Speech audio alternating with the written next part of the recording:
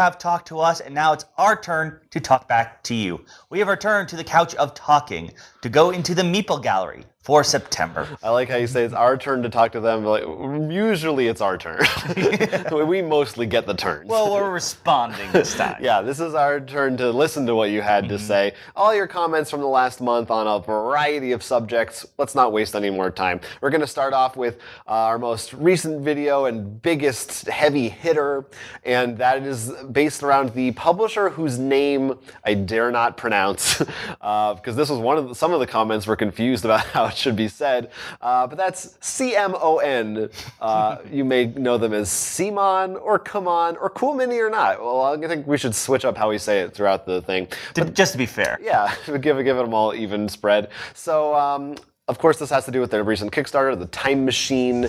We have a whole video talking about it. They're giving away, or not giving away, they're giving the chance to get a bunch of their exclusives, promos, plus some older games. All kinds of heated thoughts. Some people are in favor of it, some people aren't. Nazalat, I don't know, said, I have backed so many Cmon Kickstarters for the minis, but have never even played some of the games. Partially for the lack of interested friends, partially just because there are so many Cmon Kickstarters, I'm probably their chief kind of backer, someone who loves minis, mini sculpts, and has that got to collect them all character flaw. The sad part is, I understand just how I'm being manipulated, but that doesn't necessarily stop me from being manipulated. Marketing for the win, I guess. Oh, I am definitely in that boat too. I'm a little bit better with some of the stuff. It's usually though, once I'm in, I'm all in. I think I only have one we haven't played yet, and that's because it's the Rise of Moloch, and it's a campaign game, and we're a little bit behind on all our campaign games and stuff, so we're trying to catch up there. But I will say we're pretty good usually as of late with at least if we get something, we play it. Yeah, we're not backing for the minis at least, primarily. I think. I don't know. I mean, I can't paint, but it's like, now that I know someone who paints, I'm like, oh, this can actually look good now. It's a bonus. Excalibur's Zone said, I am not a big fan of large companies using Kickstarter for their storefront. Games put out by Cmon are almost always successful. They should be able to make a good guesstimate by now how many units they can sell in a print run, the costs, etc. This isn't only limited to Cmon. There are several others that have been using Kickstarter in the same way. Of course, it's an age-old argument at this point. Now, that said, I'm going to back for the $1 and see if there's anything that I can pick up that has gone out of print or is being scalped out there for way more money than it should be. At the worst, I donated $1. At the best, I can get some of the things I wanted that I missed from previous campaigns that I backed. That was kind of a common thing. I saw a lot of people saying, whether they were on the fence about this or in full support of it, that they still backed for $1 because at the end of the day, it's $1. Yeah. So well, and that's the interesting, because I think someone said, like, at the time when I was reading the comment in the section, like, there's 7,000 people at the $1 tier, which meant that regardless, because they'll still pay more if they do get one of the add-ons, they made $7,000. Yeah, it's hard to get that much money from just $1 backers. That's something. That is one of the nicer things. And it's almost like, what if they did that, but they're like, all right, everyone sign up to the $1, and then during the pledge, just write which ones you want, and then we'll know how much to make in them. So you still make $7,000, but then everyone then gets access instead of a horrible frantic run for whatever like 10 left expansions there are for something. Well, here's another idea. Saruchiban said, I really wish Cmon would sell exclusives through their shop. Give backers the items with the pledge, but sell later. I backed due to missing a few things since I couldn't go all in on older campaigns. Mass Mora is also an example of issues I have with Cmon. Multiple items were not listed as Kickstarter exclusive, but never hit retail. Luckily, Miniature Market happened to get a load of random Cmon stuff years later, and I was able to get my Dice and Adventurers pack. So there's someone who, contrary to some backers, want them to sell these exclusive, just sell them. Oh, yeah, I mean, absolutely. Put them out there. Of course, I'd much rather have the timed exclusive. Right. And because odds are, I mean, as long as they tell you up front, look, it's exclusive for a year. Right, and I also 6 months, whatever. I also am not going to care if someone else has something that I don't, like mechanically. It's like, great. you get to play the game too. Yeah. Well, Adam Palesh said, what does Cmon owe you? They owe you what you paid for.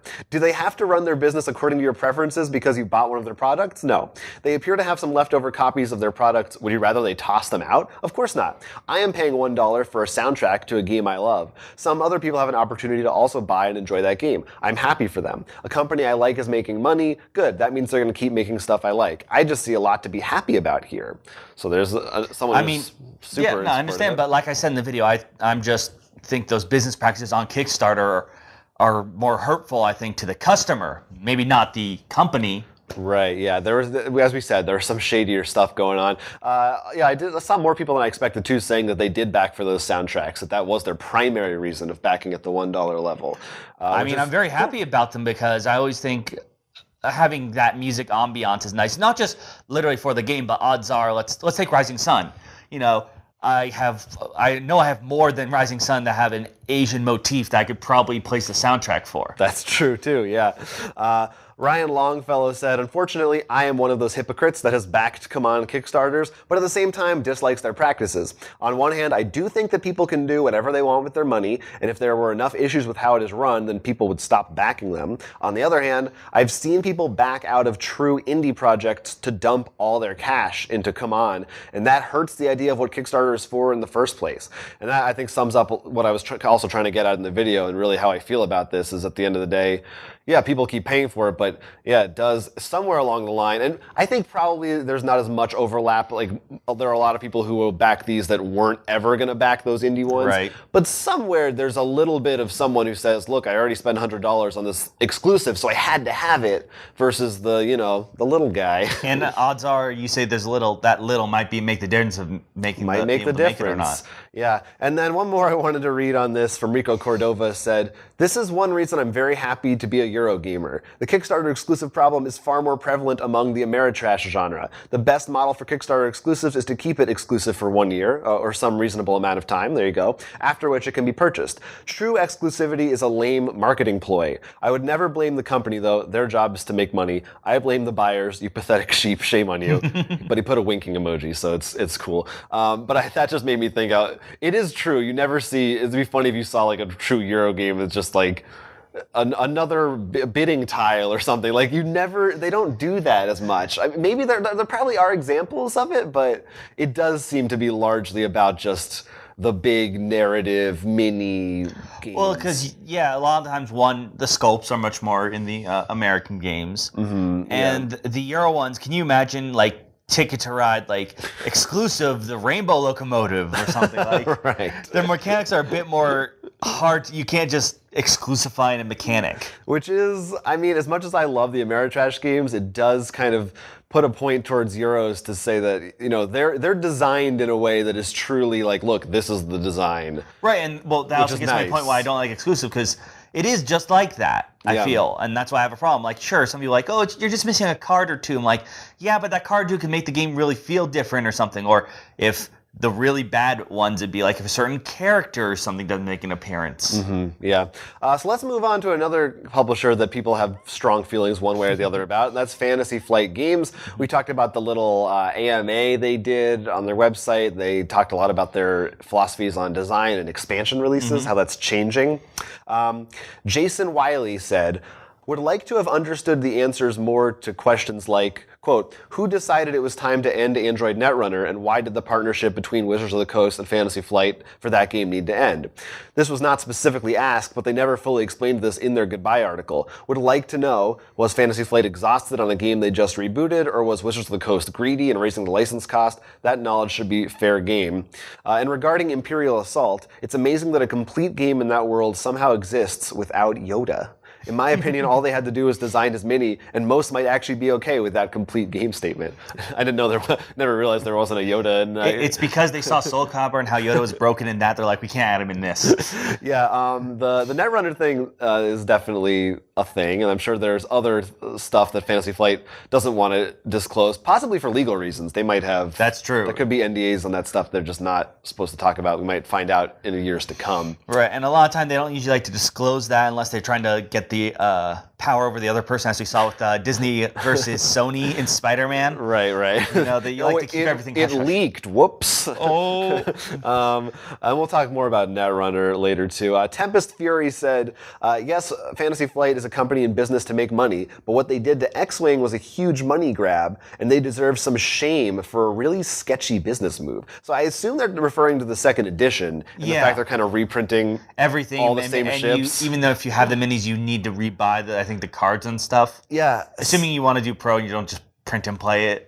I think because I'm not, a big X-Wing player, I never thought of it as being a big cash grab, but I'm like, yeah, I guess that sucks if you already had everything from first edition. Do you see that as, I don't know how big those changes were to the new version, but it doesn't seem like they're huge. The problem is, it could have been fine if they did, if you remember when Mansion of Madness hit the second edition. They had I think it was like the Nightmare Pack and the Dreaming Pack, I can't remember the names, but they were pretty much components to bring everything from the first edition into the second edition. Right. They didn't make that. They didn't have, here's only the cards you need if you have all the ships. So you could just buy that instead. They made it so you're forced to rebuy models, which would be much more expensive. The upgrade pack would have been a nice thing to have. Aaron Dwyer said, I wish that new Marvel game was in the Android universe instead. With the end of Netrunner, I want another game in that universe. Also, did they mention anything about Heroes of Terranoth? And then I'm just going to go along those same lines. Shane Anigans said, all I learned was that they couldn't put any less effort into Android nor Terranoth content, and thus Fantasy Flight has gone from being my favorite publisher to cutting all ties and moving on to smaller creators who don't just rely on IP fan fanaticism. So a bunch of people were echoing that they were hoping to see these properties. No, I think there was something about Terranoth, like they said they weren't focusing on it. Well, they weren't focusing on the card game. Heroes of Terranoth specifically. Yeah, specifically I don't know if they mentioned, but they did say they were working on new stuff for that universe. Yes, they said Descent. Because people were asking a lot about that. Yeah. No, but absolutely, the Netrunner one is the one I want to hear more about. I will say, when you first read that comment, I was like, I want Marvel and Netrunner, as in they wanted the Marvel heroes in the Netrunner universe, like. That's just Spider-Man 2099. Yeah. But no, I completely agree. I think Netrunner is such a good property, and having all the cards and going through the packs, like. They had a cool story, like they went to Mars, and then there's like Africa and stuff, and it just felt like there's a lot of interesting stuff that could happen in this world and they can do. And like, even let's take another Fantasy Flight game, the one that ended, the Battlestar game with the hidden traitor and stuff. Like, that can make a really strong Netrunner with the same idea with maybe cities or something instead of the ships, but I still feel like that kind of concept, it's a reskin, but I think a lot of Netrunner people would like it, and I think it is in line with the universe. Yeah, and I'm sure, just to head off the comments about it, there is the new Angelus game, which is kind of right. I heard it's kind of, but it's not. I don't think it's not a reskin. Yeah, but it has similar mechanics. It's similar, but I don't think it's gotten the same love as Battlestar did. Yeah, certainly not. That's what I guess I'm trying to say. Speaking of Netrunner, this was interesting to me. I didn't know about this. Tony Samana said Netrunner is still going and releasing new content through the Nisei project. I'm not sure how you say it. Nisei. People who thought it was dead but liked it should look them up. A few people talked about this. Have you ever heard of this? No. There is. It's totally fan made, but they're continuing to produce third-party entries in Netrunner, and they even have their own tournament scene. They have cycles and rotation ongoing, and announcements and new packs and stuff. So it seems really cool. And they're keeping Netrunner alive, and it's compatible with all the other Netrunner cards. So that's neat. And yeah, so definitely take a look at that. I wonder how people feel about that. More Fantasy Flight stuff people wanted.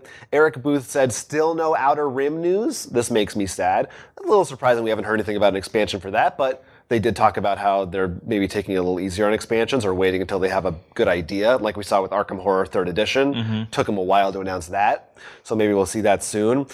John Jones said, why did you cut off about Lord of the Rings Journeys in Middle-earth? They haven't done anything but the little expansion, didn't bring anything of it to Gen Con. It's almost as disappointing as Journeys in Middle-earth's monster movement mechanics. I don't know. I don't know what exactly he's referring to there, but yeah, same thing. No, still haven't heard anything about that. I mean, I don't know. You got to be patient, I guess. They don't have everything. I feel like we see a lot at Gen Con because of this. They they don't like announcing things until it's like a week to come out. They don't do like... That's true. They have been doing that lately, yeah. It's interesting. Maybe. I think partially because with board games, have you noticed whenever they're like, it's coming out Q4, and you're waiting like, we're in Q4. Right. They got tired of people asking them when things are coming out, so now they're just like... I mean, how often... I mean, I've gone to this site, you can see like, it's on the boat, and you're like, oh man, it's almost here. You just wonder... Where's that boat? What's the boat? I want to find the boat. I guess this may be something, but just also with all the tariff talk, could be another thing. Is they're like, we don't want to say Q4, then a tariff goes up, which means now that's 2 quarters later now or something. So. I'm waiting for the Fantasy Flight Kickstarter train to start. When are they going to start having exclusive minis? That's when all independent people are like, we're done with Kickstarter. We can't come on here anymore. Yeah. So. That was fun. We had our little discussion about board game collections or libraries, whatever they're called, and trying to get rid of games and how many games are too many. People had thoughts. Mark P. said, I haven't worried about culling my collection because I still have some empty board game shelves. If I were to move, then I would seriously consider getting rid of about half of them. I don't stress over unplayed games. Each game represents a memory and possibilities. If you were giving away games, I would definitely check them out. Recently, the Brothers Murph gave away 115 games. So that's something we were talking about, maybe giving away games to people, but that's a nice positive way to look at it. There's possibility in those games. No, there's definitely, when I did the culling, I know there are games that I don't know if I hit the table a lot, but because of like memories or something that I feel like they're worth that just for that. Yeah, it's nice. Adil Garasu, this is a long one, I'm not going to read this whole comment, said, when I first started off in the hobby, I was buying up games by type. I said to myself, hard limit of 30 games. You only have to have 1 game per mechanism. I then realized some games only work at the right count or with the right group, so I extended that to 50 games. I'm currently at 90 games. Not the biggest collection, but it just goes to show how setting a number isn't the best way to go. I now just size up my games against the ones I have. Will this new game get played in favor of the others like it or be cycled in with them? If I can't, that's a pass. Also, I don't agree with having a tiny collection either. This usually results in me playing that game into oblivion and then not wanting to see that game again. If games in your collection flow in and out quickly, that might be great, but for someone who has a hard time letting go of a game, even though they may never play them again, this might be just as bad. And then this part I really want to read, because he said, I also think the reason we don't get rid of games as easily is that it's a lot of work. Buying games is just picking what you like and paying for it. Selling, trading, or even giving away is a lot more work. And that was one of the things I was thinking about is because, yeah, well, especially if first you got to find someone who wants it. You got to decide what it's worth and what they think it's worth. And if they're not local, then you got to pack it and ship it. So, yeah, that's part of it for me is laziness. It's like, you know what's easier? Just putting it under my bed or something so I don't have to look at it anymore. Oh, yeah, absolutely. But it's definitely an issue. And yeah, I completely agree. There is a balance. We're not saying like you should only have like 5 games on your shelf. Yeah, it's different for different people. You know, some people love playing the same games over and over. I'm definitely closer to I like the variety of spice of life, but I also feel like I wish we played some games more times. Yeah, balance. It's hard. Well, the problem is certain games also feel like they want to be played more than once. There are some games I feel like we've played a couple and like we've done everything with this. Right. I asked the question in the video: do people collect board games to not play? And Jake Sanders said, I have games in my collection I would love to play, but understand may never get to the table and remain in shrink wrap. The idea of owning it gives me great satisfaction. The possibility of playing it is the icing. It's like collecting art. For me, a collectible board game encompassing art, game design, quality of manufacturing, and rarity. So, that's cool. Some people to collect them. Right? I'm sure rarity is always an issue. And there's also, I think, if it's a property, it's nice to be like, I have the whatever property you like, board game. So, like, sure, I'm the only one who likes Power Rangers. I mean, I'm shocked we got to play it. But I was happy to just have it. Yeah, right. And then one very sobering, very depressing comment. Chiron Kravshera said, about 6 months ago, I did the math. If I play 1 game a week, I can play all my existing games 8 times before I die. Since then, I've added games and lost weeks. I don't want to think about that because I bet that the numbers don't look great for us either. It's a little depressing. And I'm planning on maybe going sooner than later the way that I live my life. We'll see how that happens. With all the Taco Bell I have. Yeah, it's all that sedentary sitting around and playing board games lifestyle. All right, they announced a brand new board game awards type. I don't know, award, that's the word. The ATAs, the American Tabletop Awards. We did a video about the news, and some people had thoughts. Joel the Geek said, I think this is a great idea to have people who play and review these games and are known in the gaming community in America giving accolades to games is great. Other people, maybe a little more skeptical. Fenrir said, this award has a long way to go to become legitimate. As it stands, the categories aren't very good. The committee is by content creators, and this is more like the Golden Globes, which is pretty much a joke by Hollywood standards. The award wants to be the Academy Awards, which is people in the industry voting on the year's best. Right now, it's just like the Dice Tower Awards with a more marketable name. I don't know much about movie awards. Are the global... I mean, I know that I personally, the only ones I ever pay attention to are the Oscars. I mean, Golden Globes, they definitely get a lot of attention. They definitely make news headlines, but it's not the same. I don't think anyone's as proud of it, but I think you still see a trailer where they'll say 6-time Golden Globe winner or whatever, so it's something. And then Kevy B said, it would be nice to have an English language version of the Spiel des Jahres, since they don't include all the games that are available to us in that language. But blah on these categories. How about lightweight, medium weight, and heavyweight, or gateway, since lightweight has negative connotations? So yeah, a bunch of people, I think we said a similar thing, that like the categories aren't great, but to me, it's a name. It doesn't really. Right. The important thing is just them picking the games. I mean, it is new. I'm sure that I wouldn't be surprised if we actually see them maybe as they grow. Also, like we've added the card game award or something like that. Yeah, they could always add things. Because I think like the Kennerspiel and stuff was not there from the outset. I think they added. No, I'm pretty sure that one did get added later because they're like, there's a lot more heavier games now. Right.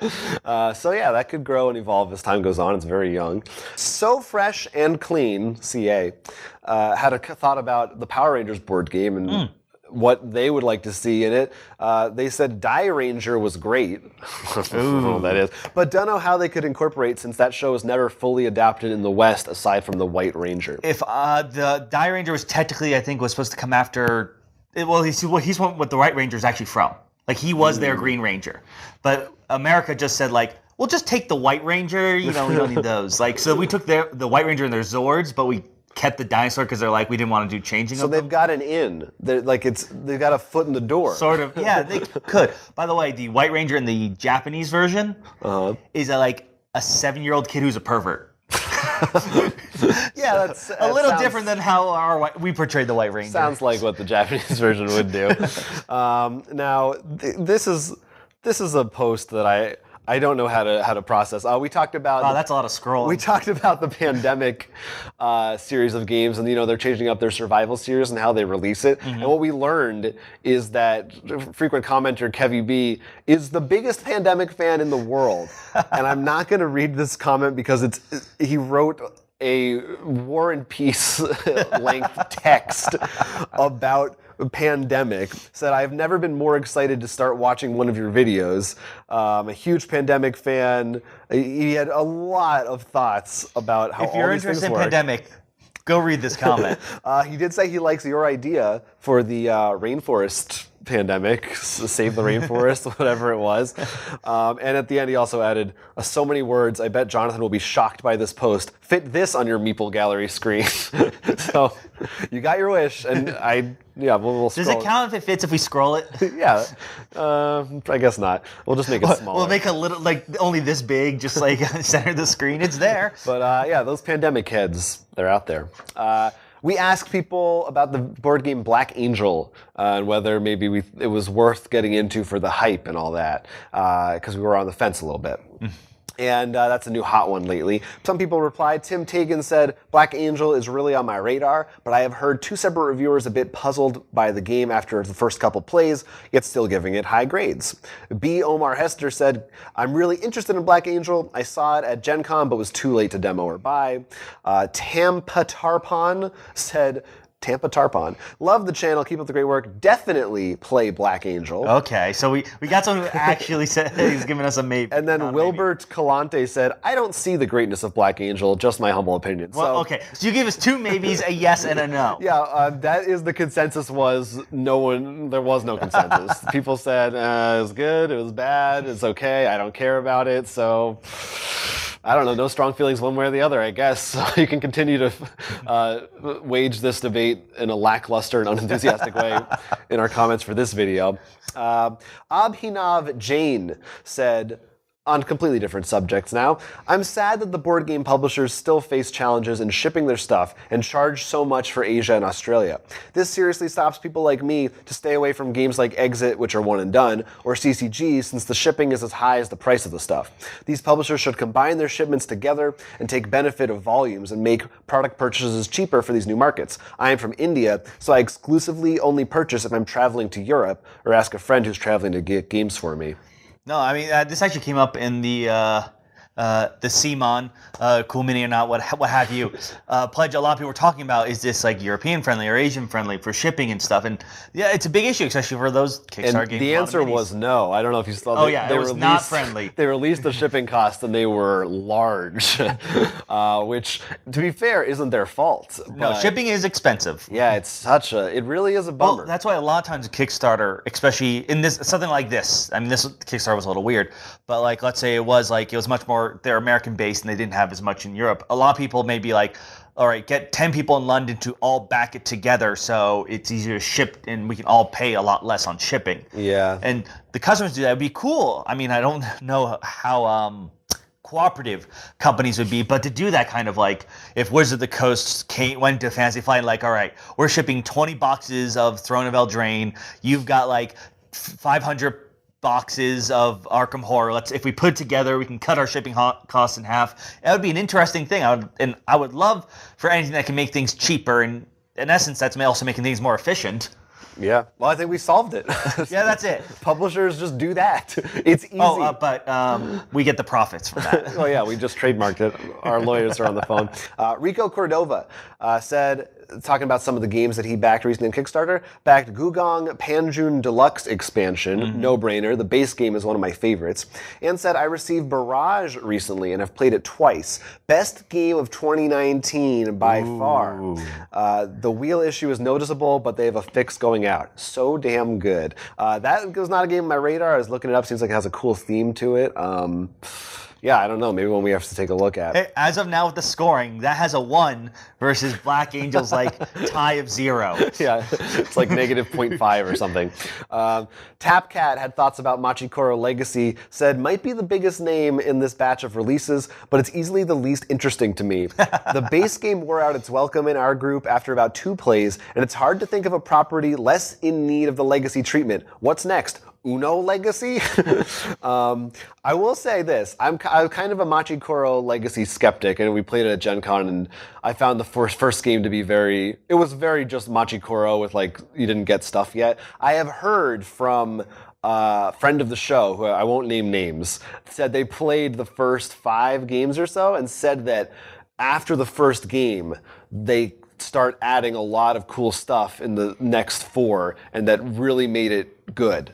So it sounds like maybe they found a way to make this one good. Well, first of all, that's the big problem with legacy games in general. If that is the case, it's not something they can say because it's a legacy game. They don't want to know that. Right. And I will say my problem with my copy of Machi Koro, not legacy, don't have legacy, is I have expansion stuff and it sort of changes around the rules and makes things really annoying to get stuff. Right.